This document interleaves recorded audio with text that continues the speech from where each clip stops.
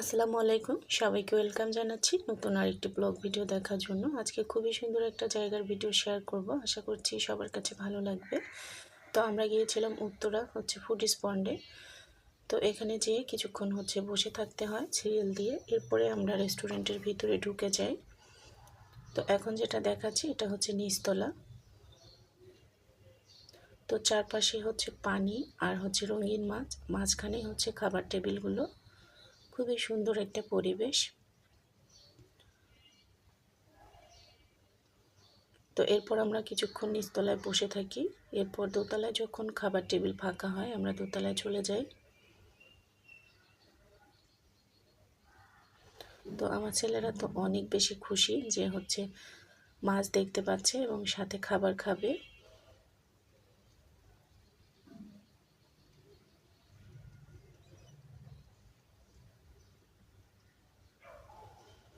তো আমরা এখন টেবিলে বসে যাই। তো আমার ছোট ছেলে এই যে মাছ দেখছে আর ও খেলছে। তো কিছুক্ষণ পরে আমাদের খাবারও চলে আসে এবং সেই সাথে মাছের খাবার কিছুটা ওরা দিয়েছে। তো এটা ছিল দোতলার ভিতরটা। একটা টেবিল ফাঁকা হওয়ার সাথে সাথে বাইরে যারা ওয়েটিংয়ে থাকে তাদেরকে ভিতরে নিয়ে আসে।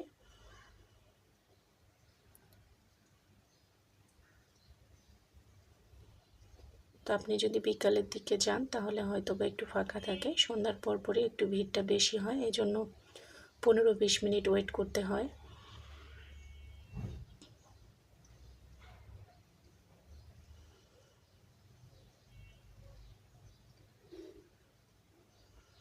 তো আমাদের কাছে তো জায়গাটা অনেক বেশি ভালো লেগেছে, বিশেষ করে আমার বাচ্চাদের কাছে।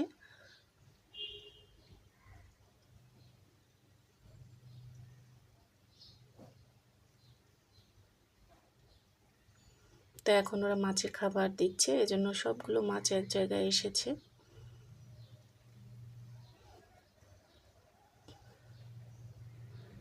তো এই রেস্টুরেন্টের খাবারগুলো অনেক বেশি টেস্টি ছিল, আমাদের কাছে ভালো লেগেছে।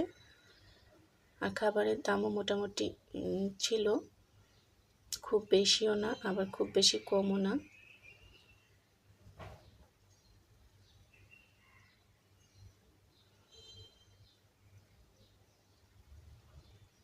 তো এরপর প্রথমে ওরা আমাদেরকে চিকেন পপকর্ন দিয়ে যায়।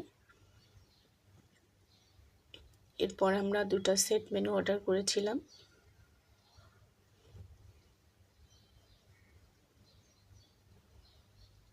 তো ফ্রাইড রাইসটাও অনেক বেশি টেস্টি ছিল।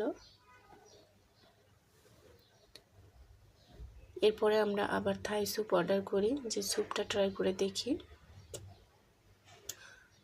আমরা থাই স্যুপের কম্বো অর্ডার করেছিলাম। থাই স্যুপটাও অনেক বেশি টেস্টি ছিল। আপনারা চাইলেও এই রকম জায়গায় বাচ্চাদেরকে নিয়ে ঘুরে আসতে পারেন।